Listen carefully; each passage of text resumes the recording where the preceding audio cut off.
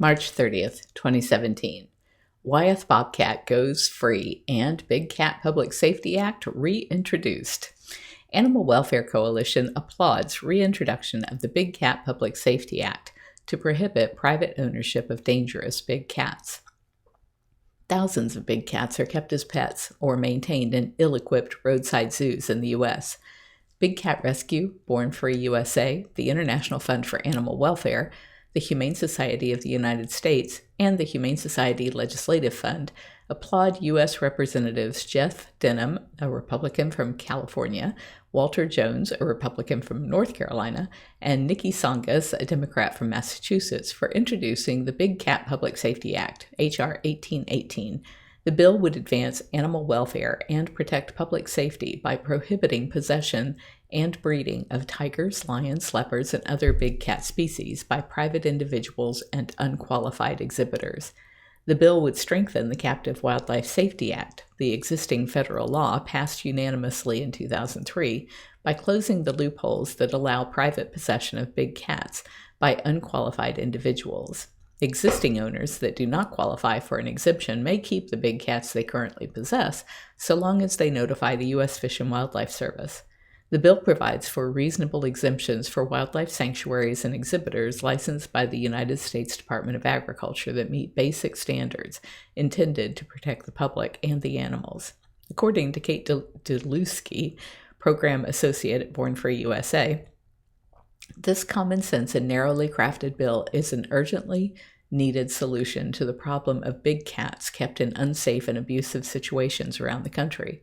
Thousands of big cats are currently owned as pets or maintained in ill-equipped roadside zoos.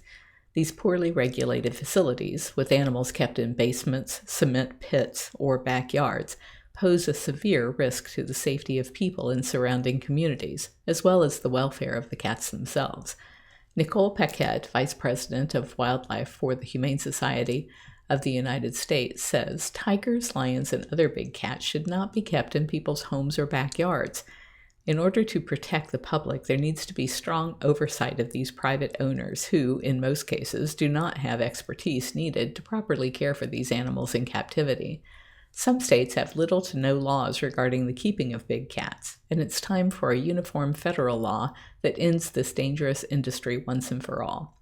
Carson Barilek, campaigns officer at the International Fund for Animal Welfare, noted, "There are now more tigers in private hands in the U.S. than remain in the wild, and nearly all of them are denied proper veterinary care, nutrition, and enrichment.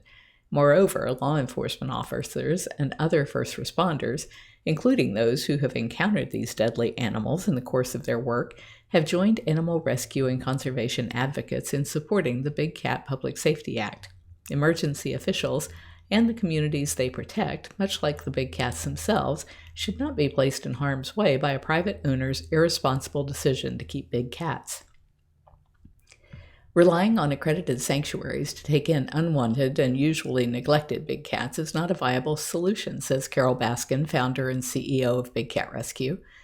When individuals foolishly acquire big cats as pets or exploit them in the entertainment businesses, the cats often suffer in deplorable conditions with inadequate nutrition and veterinary care for many years. Then, when owners realize they are not equipped to take care of a big cat or no longer want them, the burden to house and care for these big cats falls upon sanctuaries. This is not the solution. It does not address the inhumane treatment of the cats nor the public safety issues. Facts. There have been more than 700 dangerous incidents in the U.S. involving tigers, lions, and cougars, including hundreds of human injuries, maulings, and deaths. In many cases, the animals were shot and killed, often by first responders who are not trained to deal with these situations. The most dramatic example was an October 2011 incident in Zanesville, Ohio, in which a private exotic animal owner released 38 big cats near a populated area, requiring law enforcement to kill the cats and risk their own lives for the sake of public safety. Big cats are wild animals and suffer when kept as pets. They are often purchased as babies, and private owners typically are not able to manage them once they're fully grown. Consequently, the animals are frequently left to languish in grossly substandard conditions and often deprived of sufficient space, adequate veterinary care, and a nutritious diet, and enrichment. It is standard procedure for some roadside zoos to separate babies from their mothers so they can charge the public to pet and play with the cubs. This is an inhumane and unhealthy practice that can cause lifelong physical and psychological problems, or even death for the cubs. Young cats who very quickly outgrow their usefulness in the cub handling industry end up warehoused at substandard zoos, sold into the exotic pet trade, or possibly even killed and sold for parts, all while a vicious cycle of constant breeding churns out more babies to be exploited. And then it gives all of the media contacts, their emails and phone numbers, which I'm not going to list here. If you're enjoying my diary, please like, share, and subscribe. You can find other ways to connect to me over at bigcatrescue.org/Carole.Baskin.